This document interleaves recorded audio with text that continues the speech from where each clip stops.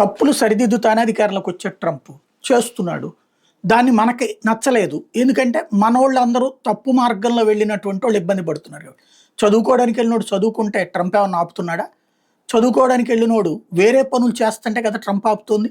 అక్కడ వీసాలో అది రాసుంది కదా. రాసున్నా సరే లేదు లేదు మేము రూల్ ప్రకారమే పాటిస్తామని ఆ తర్వాత తప్పుదోవ పట్టిస్తేనే కదా అక్కడ యాక్షన్ తీసుకుంటుంది. దానివల్ల ఎవరికి నష్టం జరిగింది? వాళ్ళ దేశ ప్రజలకు నష్టం జరిగింది. అక్కడ వాళ్ళ దేశ ప్రజలకి ₹100 రావాల్సిన పని మనోళ్ళు ₹20కే పని చేస్తుంటే మనోడికి వచ్చిందని మనం సంకలు గుద్దుకుంటున్నాం. ₹100 పని ఆడిగిపోయిందని వాడు బాధపడుతున్నాడు.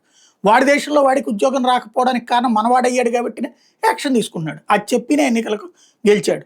ఆ పని చేస్తుంటే ఇప్పుడు ట్రంప్ ఫెయిల్ అయ్యాడు, యూనివర్సిటీలు బాధపడుతున్నాయి. ఎస్, యూనివర్సిటీలు ఏదో పనులు చేస్తుంటే బాధపడక ఏం చేస్తాయేంటి?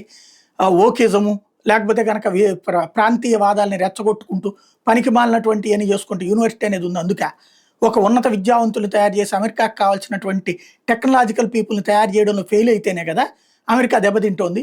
అందుకోసమే కదా దాన్ని సరిచేయాలనుకుంటుంది. ముందే చెప్పినే వచ్చాడు కదా ట్రంప్ అధికారంలోకి. అదే కదా సరి చేస్తుంది వాళ్ళకి యుఎస్ఐడ్ ఆపేయడం.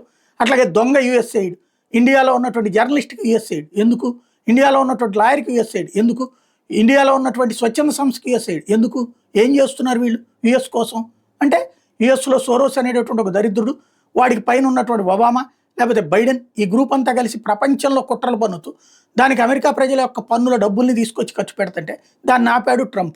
ఇవన్నీ 100 రోజుల్లో చేసిన విధ్వంసం అంటూ పనికిమాలిన స్టోరీలు రాసుకొస్తున్నట్టు మన మీడియా సాక్షిగా వీళ్ళ యొక్క వితండవాదాన్ని నమ్మద్దు.